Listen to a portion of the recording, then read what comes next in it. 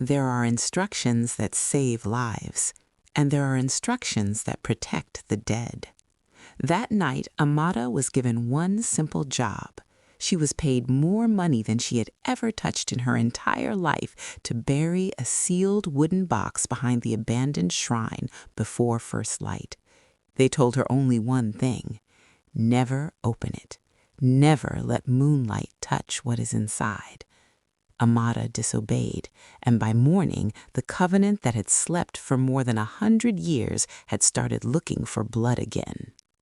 Amara had not slept for 3 nights. Her son, Ikenna, lay on a raffia mat beside the wall, his breathing shallow, his ribs rising and falling like he was afraid to draw too much air. His body was hot, yet he kept shivering, whispering in his sleep as though he was answering voices only he could hear. Outside, the riverine village of Obunike Creek was quiet. Not the peaceful kind of quiet, the dangerous kind, the type that makes insects stop singing. That was when the knock came. It was not loud. It was not hurried. 3 slow taps. Amara opened the door and saw Mama Odu, the oldest woman in the village, standing with 2 men she had never seen before. Their clothes were dark, their faces tight, their eyes fixed on the floor. Between them sat a wooden box. It was sealed with black twine, smeared with dried red earth. The air around it felt warm. Mama Odu did not greet her. "Before the moon rises," she said quietly, "you will bury this box behind the old shrine, deep. Do not open it. Do not allow moonlight to touch what is inside." Amara swallowed. "And my payment?" One of the men opened a leather pouch and poured the money into her palm. Her knees weakened. This was more money than she made in 6 months of selling dried fish. "What is inside?" she asked. Mama Odu stepped closer, her eyes suddenly sharp. "If you open it," she whispered, "your bloodline will remember." They left without another word. Amara locked the door and placed the box on the floor. That was when she noticed something impossible. The box was breathing. Not moving, breathing. Slow, deep, as if something inside was alive and waiting. Outside, the moon began to rise, and Amara had a decision to make. The door closed behind them without a sound. Amara stood where they had left her, the cold night air brushing against her bare arms, her palms still open, the weight of the money resting inside it like something alive. It was heavy, too heavy, not just with value, but with meaning. She looked down at the notes again, counting them with her eyes. Her throat tightened. This money could buy medicine. It could take Ikenna to the town clinic. It could buy food that did not come from yesterday's leftovers. Behind her, the box sat quietly on the floor. Too quietly. Amara turned slowly. The oil lamp flickered, and for a moment she thought the shadows around the box shifted. Not because of the flame, but as if the darkness itself had breathed. She shook her head. "I am tired," she told herself. "Grief makes the mind imagine things." From the mat, Ikenna whimpered. Amara rushed to him and knelt. His eyes were still closed, but his lips moved. "Mama," he whispered. Then another word, barely audible. A name, not her name. Amara's heart skipped. "What did you say?" she asked softly, brushing sweat from her forehead. But Ikenna did not answer. His breathing deepened, uneven and labored, as though something unseen pressed against his chest. Outside, the frogs that usually sang by the river were silent. Amara stood and looked toward the door. The moon had climbed higher. A thin white beam slipped through the cracks of the wooden window frame, stretching slowly across the floor, inch by inch, like a searching finger. Toward the box. Her stomach twisted. Mama Odu's voice returned to her, sharp and cold. "Do not open it. Do not let moonlight touch what is inside." Amara grabbed a piece of cloth and hurriedly covered the window crack, blocking the moonlight. The room dimmed further, the oil lamp now the only source of light. Still, the box felt present. She bent closer. The wood was old, cracked in places, carved with faint symbols she did not recognize. Symbols that did not look like decoration, but like warnings. Her fingers hovered above the black twine. "Why so much money?" she whispered. No one paid a poor widow this much for ordinary work, unless the work was not ordinary. Fear crept in, a different kind this time. What if they're cheating me? What if this box is empty? What if I bury it and they come back tomorrow and say I stole something? Her mind raced. The thought of Mama Odu's eyes, hard, knowing, unsettled her. That was not the look of someone afraid of a box. That was the look of someone afraid of what the box contained. Amara straightened. She lifted the money again. It was real. So real. Her son coughed sharply behind her, then cried out in pain. Amara spun. "I canna!" He arched slightly, his small hands clenching the raffia mat. His face twisted as though he was seeing something terrible. Don't open it," he whispered. "Don't open it?" Amara froze. Her blood turned cold. "What did you say?" she asked, barely breathing. Ikena's eyes flew open, wide, glassy, unfocused. He stared past her, at the box. Then, as suddenly as it began, his body relaxed, his eyes closed again, and he went still. Amara staggered back. Her heart pounded so loudly she feared it would wake the entire village. Her son had never spoken like that. He could not have known. Unless... The oil lamp flickered again. This time, Amara did not imagine it. The twine around the box tightened slightly. Just once, like a muscle flexing beneath skin. Amara screamed and jumped back, knocking over the stool. The lamp swayed but did not fall. Silence returned. The box did not move again. Amara pressed her hand over her mouth, tears burning her eyes. She should take it and bury it now, before the moon rose any higher. But her legs refused to move. Her eyes were locked on the knot in the twine. Her hand trembled as it reached forward. "Just a look," she whispered to herself, "just to be sure." Outside, the moon climbed, and something inside the box began to wake. The silence that followed Amara's scream was worse than the scream itself. Nothing rushed in, no voices, no footsteps, just the steady glow of the oil lamp and the sound of her own breathing. Amara stood where she had frozen, her hands still pressed over her mouth, tears sliding down her cheeks without her noticing. Her eyes were locked on the floor, on the box. The stool lay on its side. The lamp swayed once more, then steadied. Ikena did not move. "Mama," Amara whispered, forcing her legs to obey her. She knelt beside her son again and placed her hand on his chest. It rose. Relief hit her so hard she almost cried out.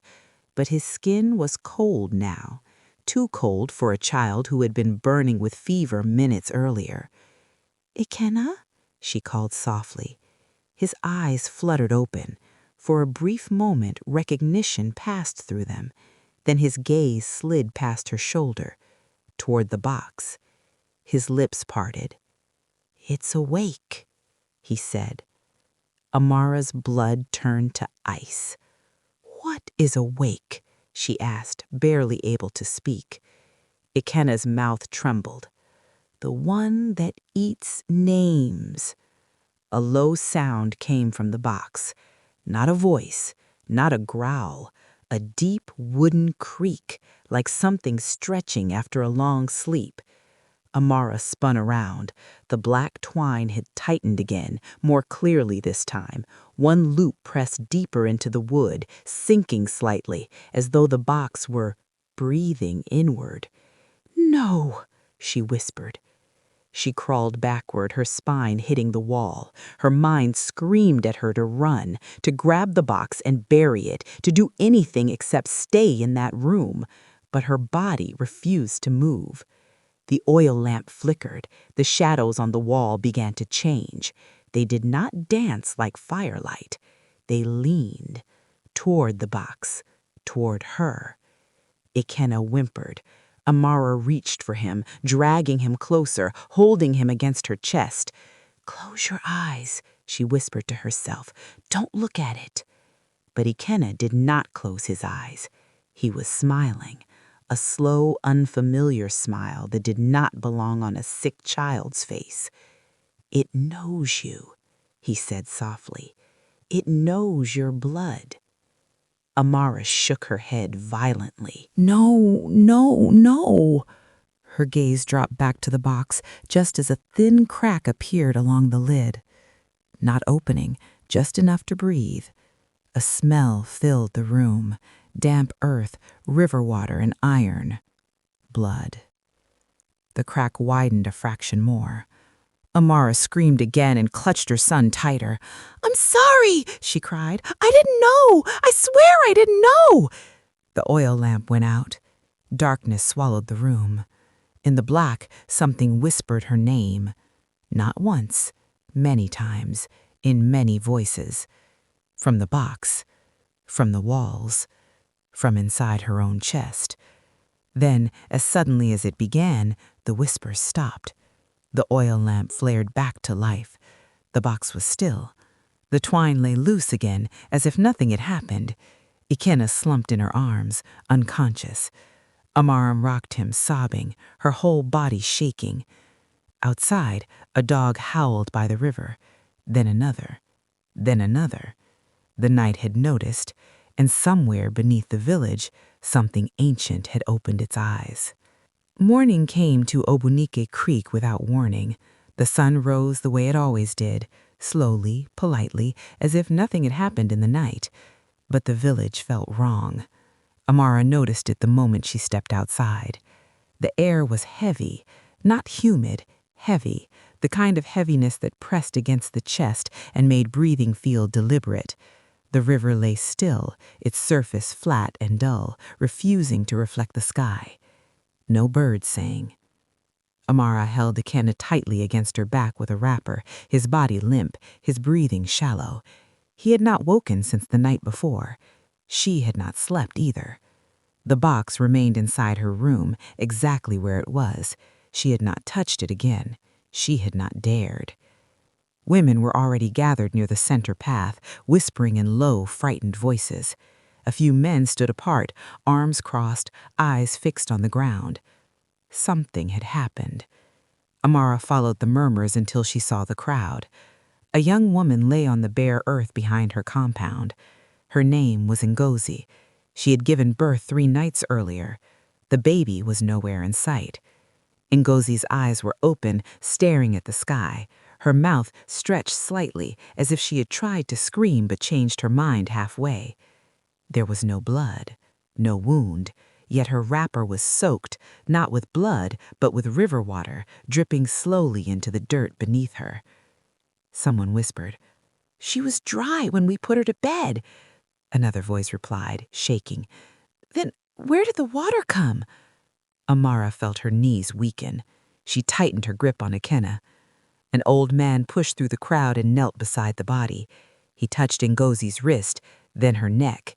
His face darkened. "She's been dead since before dawn." A woman screamed. Another covered her mouth and backed away. That was when the crying began. A baby's cry, sharp, desperate, coming from inside Ngozi's hut. Everyone froze. "Didn't you say the child was gone?" someone asked. "I swear by the river," a woman replied, trembling. "The baby wasn't there." Slowly, carefully, one of the men pushed the door open. The crying stopped instantly. Inside the hut, The mat was empty. No child, no blood, only wet footprints, small, bare, and leading outward toward the river path. Amara felt a sudden pressure in her ears. The whisper started again. This is not sickness. This is not ordinary death. This is covenant work. Her heart slammed against her ribs. She turned slowly. At the edge of the crowd stood Mama Odu, watching, not surprised, not afraid. Her eyes met Amara's. Just for a moment, Mama Odu's lips moved, barely forming words. It has started. At that exact moment, Ikenna stirred on Amara's back. His fingers tightened around her wrapper. He murmured weakly, his voice distant, unfamiliar. "Mama, they're hungry now." Amara staggered. Around her, the village of Obunike Creek began to mourn its first dead. And beneath the soil, something ancient stretched, pleased. The sun had barely risen above the mangrove trees when the second incident happened. At the far end of the village, near the small river path, a man screamed. He had been fetching water from the creek when his eyes widened in horror. Blood seeped from his ears, trickling down to stain his shirt and the mud beneath his feet. No wound, no cut. Nothing explained it. Villagers rushed toward him, though when they arrived, he was gone. Only the sound of heavy breathing remained, a rhythm not entirely human, echoing faintly over the river. Amara held Ikenna tighter on her back. Her legs refused to carry her closer. She could feel the village shifting around her. Something invisible, something ancient, had settled over Obunike Creek. By midday, the cries began. First, the newborns. From houses that were supposed to be empty, tiny voices screamed in agony. Mothers who had already lost children or had given birth days before ran to the doors, only to find the cribs and mats empty. The babies had vanished, leaving behind wet blankets or footprints leading to nowhere. Women began to wail. Men shouted at the river, at the empty spaces, at each other in desperation. And the madness spread. Elders muttered incantations, banging on doors and shouting warnings that had been forgotten by most. But even their power was waning. The covenant that Amara had unleashed had grown bold. It no longer waited to hide. It had tasted blood and demanded more. By nightfall, 3 more villagers were found dead. One bled from the mouth and eyes simultaneously. Another screamed until he tore his own clothes and collapsed. And a young woman had been found wandering near the river, her hair turned white as though the night had stolen her youth. Amara could no longer pretend to hide in her home. Fear had wrapped around the entire village like a blanket soaked in blood. She walked through the paths, Ikenna silent and trembling on her back, feeling eyes on her from every shadow. And then she saw it. Mama Odu, standing beneath a large iroko tree at the edge of the village, watching everything unfold. She had said nothing that day, and yet her eyes held a terrible understanding. It was her warning, not just to Amara, to all the villagers. "They are awake," she murmured when Amara approached. Her voice was low, calm, and somehow colder than the river at night. "They hunger for more than blood. They hunger for the covenant." Amara's stomach churned. She knew now that the box, the money, the warning, everything had been leading to this. The village itself was no longer safe. Every house, every hut, every family was at risk. The night would come, and by then there would be no hiding. Not for her, not for Ikenna, not for anyone. By the 3rd night, Obunike Creek no longer felt like a village. It felt like a wound, open, pulsing, alive. Amara had not slept. Ikena lay across her back, muttering occasionally in his sleep. She could feel the boy trembling as if he already knew the danger that had settled over their home. The cries began at midnight, not from children she could see, not from the ones in her arms, but from empty huts. Tiny voices, desperate and raw, shrieking through the walls. Mothers ran to their doors only to find cribs empty, blankets soaked with cold river water, small footprints leading nowhere. Amara could barely hold herself upright. The village seemed to shiver as if in collective terror. Even the river refused its usual gentle lapping. It moved sluggishly, almost black, reflecting the moonlight like a mirror of sorrow. And then the madness came. One by one, villagers fell into panic. A young mother, clutching her belly, screamed as blood spurted from her eyes and mouth. A man in the compound of her neighbor tore his hair, raving nonsensically, while another fainted, his body convulsing without reason. Elders tried rituals, chants, and prayers, but the covenant was not bound by human words. It was hungry, and it had grown bold. By dawn, the village had lost 7 souls in one night. Mothers, children, men, and elders, all left behind with signs of unnatural torment, wet footprints, cold blankets, empty cribs, or blood from nowhere. Amara staggered through the compounds, Ikena clinging weakly to her back. She tried to speak to neighbors, but no one answered her. Everyone was either too afraid or too lost to respond. Finally, she stopped at the edge of the river path. There she saw Mama Odu again, standing beneath the iroko tree, silent, watching the destruction. Amara's voice trembled. Why is this happening? Mama Odu's eyes were as sharp as daggers, calm yet terrifying. They hunger. They have awakened, and now Obunike Creek is feeding them.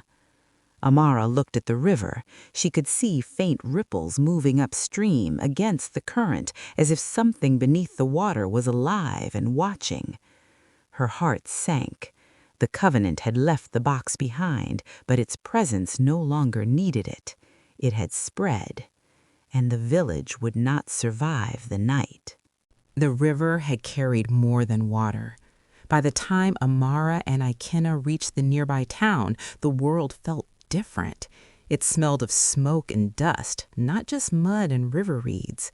The streets were busier, the houses taller, and the people unaware of what had begun. It started at the hair salon. A young woman came in for a simple hair treatment. The stylist, unaware, combed her hair, and suddenly the woman screamed. Her hair clumped together, stiff and blackened as if alive. Blood seeped from her scalp, and she collapsed. The salon fell into chaos. Women ran screaming. Some fainted. Others wept in horror. Next, the school. Children sitting quietly in class began to wail.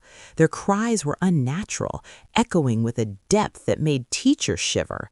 Small scratches appeared on their arms, faces twisted in fear, and some began speaking in voices that were not their own. The principal tried to calm them, but every word seemed to ignite more terror. In the church, the pastor tried to deliver a morning sermon, but the congregation shook uncontrollably. One man fell to the floor screaming as if unseen hands were twisting him. Others collapsed with blood trickling from their eyes and ears, leaving the pews soaked. Amara watched from the back, gripping Ikena, unable to intervene, powerless as the covenant spread further. Hospitals became the next stage. Patients who had been admitted for ordinary sickness began bleeding from impossible places, some collapsing mid-corridor. Doctors could do nothing. Machines beeped and failed as if the darkness itself had invaded. Amara's heart sank. This was no longer confined to the village. The covenant had grown bold, spreading silently, touching anyone connected to the bloodline it had long fed upon. She could feel it, even in herself. The box inside her hut had been the catalyst, but the hunger now sought more than the village.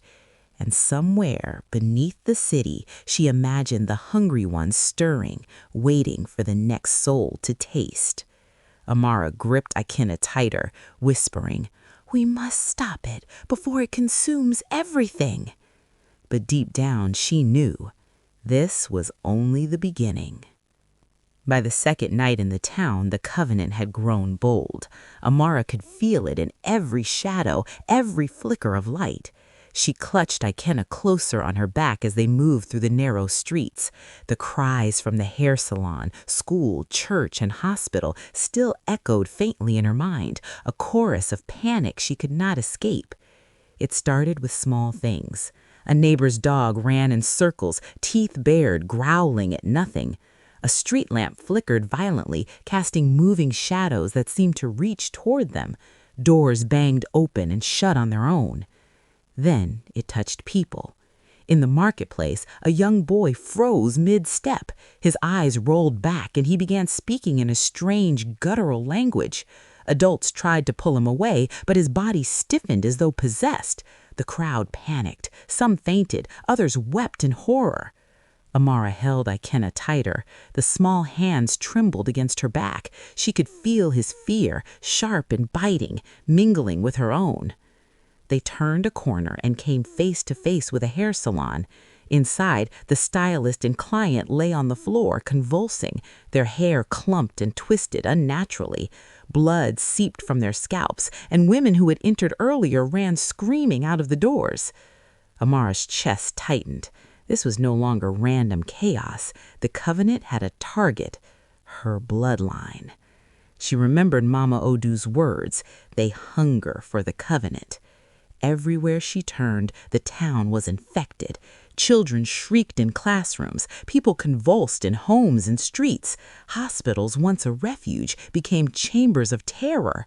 Churches echoed with unnatural wails.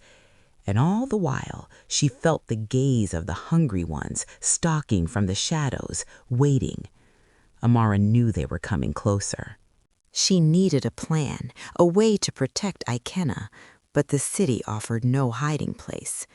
Somewhere beneath the streets, she imagined the covenant stirring, sharpening its teeth, biding its time.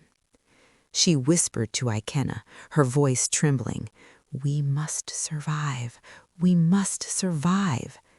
But deep down, she knew this was only the beginning of a long, dark night. By the third night in the town, fear had a tangible shape. Amara could feel it in the air, a weight that pressed on her chest, pulling at her spine. Every shadow seemed alive, watching. Every street corner held a threat. She clutched Ikenna tighter, whispering prayers she didn't fully believe. The hair salon was no longer isolated. Nearby shops, homes, and schools had begun to show signs of the covenant's hunger. It started small. A barber's scissors lifted on their own, slicing the air as if cutting invisible flesh.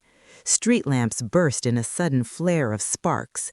Children playing along the edges of alleys froze, their eyes rolling back, scratching at their skin as if some invisible hands guided them. In the hospital, machines beeped incessantly, then died, leaving doctors and patients alike in panicked silence. Blood seeped from wounds that had never existed. Amara's stomach churned at the thought of what could happen to Ikenna. Even in the church, candles extinguished mid-prayer. The pastor fell silent, his eyes wide, hands trembling. Behind him, congregants began convulsing, moaning in a chorus of unnatural agony. Amara knew now the covenant had one purpose. It was coming for her family. Every street she passed, every shadow she glimpsed whispered the same thing. The hunger would not rest until it consumed her bloodline. She remembered the box, the money, the warnings, Mama Odu's eyes. All of it had led to this moment. She could no longer run blindly. Amara had to find a way to stop it. But the covenant had grown stronger, faster than she had imagined, and even now, as she moved cautiously through the streets, she could feel its hunger trailing her like a second shadow, patient, waiting, unstoppable. She whispered to Ikenna once more, "We cannot hide anymore. We must face it, or we will lose everything." The city trembled around her, and beneath it, in the dark, the hungry ones stirred, sharpening their teeth, awaiting their next meal. The city streets had become a trap. Amara clutched Ikenna to her back, moving cautiously through alleys that had once been familiar but now seemed twisted and alive. Every corner, every shadow seemed to watch her, waiting for a moment of weakness. She passed the hospital again. Machines lay dead. Patients convulsed silently, eyes rolled back, blood pooling from unseen wounds. Doctors ran through corridors, powerless to stop it. In the streets, shopkeepers screamed as merchandise moved on its own. Scissors, knives, and brooms floated like predators. Children shrieked as invisible hands dragged them across the cobblestones. Even the church, once a sanctuary, became a place of torment. Candles exploded mid-flame, wooden pews shook violently, and the congregation fell into spasms, moaning with voices not their own. Amara's grip on Ikenna tightened. She could feel the covenant reaching toward her specifically now, tugging at the very essence of her bloodline. Every person convulsing, every shadow moving unnaturally, all pointed to one truth: the hunger would not be denied.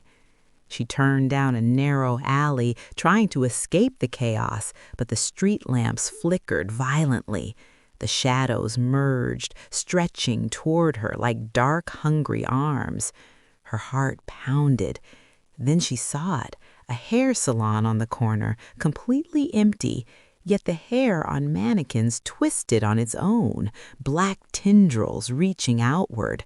A sickly whisper filled the alley, echoing her own fear. Amara stopped, realizing the covenant had become bolder than she imagined. It no longer cared who watched. It did not need the box anymore. It was everywhere, and it was coming for her and Ikenna directly. She whispered through trembling lips, "We cannot run anymore. We have to face it. We have to survive." Beneath the streets, she imagined the hungry ones sharpening their claws, ready to devour everything connected to her bloodline. And above, the town writhed in terror, a dark mirror of the hunger she had unleashed. Amara knew then that nothing would ever be the same. Amara could feel it in her bones. The covenant was no longer just a threat, it was personal. She had followed the chaos through the town, witnessed children convulse, adults collapse, hospitals and churches overrun, and yet a shadow lingered only for her and Ikenna. It tugged at her, pulling her closer to a truth she had been trying to ignore. Mama Odu's warning came back to her, clearer than ever. You were never meant to bury the box. You are the next sacrifice. The covenant feeds on your bloodline. Amara's chest tightened. Every payment, every moment of curiosity, every glance at the sealed box had led here. She remembered the Amara lineage. Her mother, grandmother, and generations before them had lived under the shadow of this hunger, each generation a feeder, each generation a target. The realization crushed her. She was the covenant's final choice, the last link needed to complete a century-long hunger. Ikenna, her son, carried the same blood.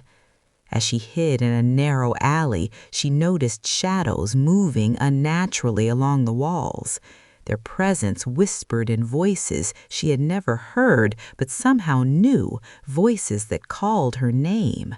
Her heart pounded. She could not run anymore. The covenant knew her. It wanted her. Amara whispered to Ikenna, whose small arms clung tightly to her back. They hunger for us, but we will not go quietly. We will fight. She knew what she had to do.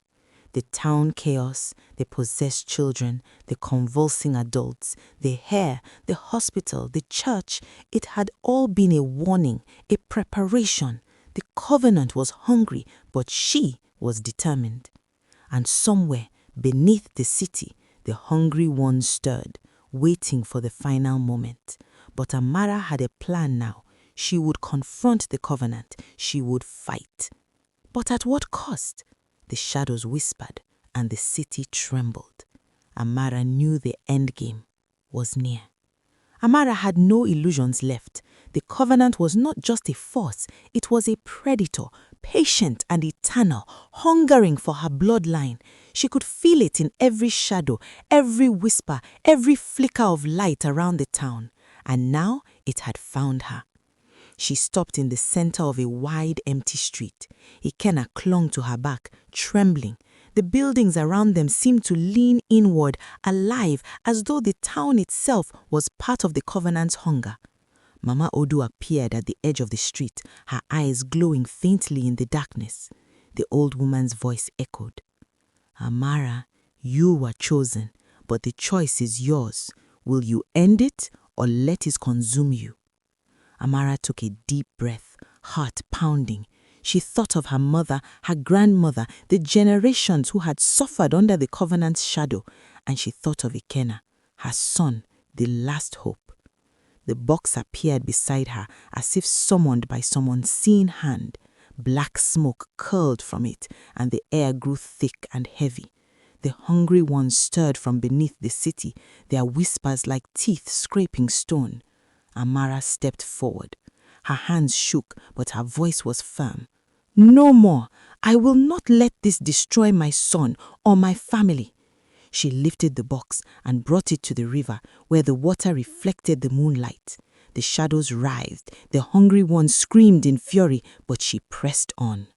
With every ounce of strength, she cast the box into the deepest part of the river. Black smoke hissed, the water boiled, and a deafening silence followed. The town seemed to exhale. The hunger recoiled. Ikenna clung to her, eyes wide but safe. The shadows dissolved, the whispers faded. Mama Odu nodded, satisfied, then disappeared into the darkness. Amara collapsed by the riverbank, exhausted but alive. Ikenna wrapped his small arms around her, whispering, Mama, is it over? Amara smiled weakly, tears streaming down her face. It's over, for now, but we must never forget. We must be careful, always. The town slowly returned to normal. Streets quieted, people awoke from convulsions and chaos. And far below, in the river's depths, the black smoke churned, a reminder that the covenant was patient but not gone forever. Amara had survived, Ikenna had survived, but the bloodline and the hunger never truly sleep. Moral lesson: some burdens are not meant to be carried for money, no matter how desperate the situation is. When warnings are ignored and forbidden paths are taken out of fear or poverty, the consequences do not stop with one person. They spread to families, communities, and even generations unborn. This story teaches that not every opportunity is a blessing, and that obedience, patience, and discernment can save lives, while curiosity and desperation can awaken dangers that were meant to remain buried.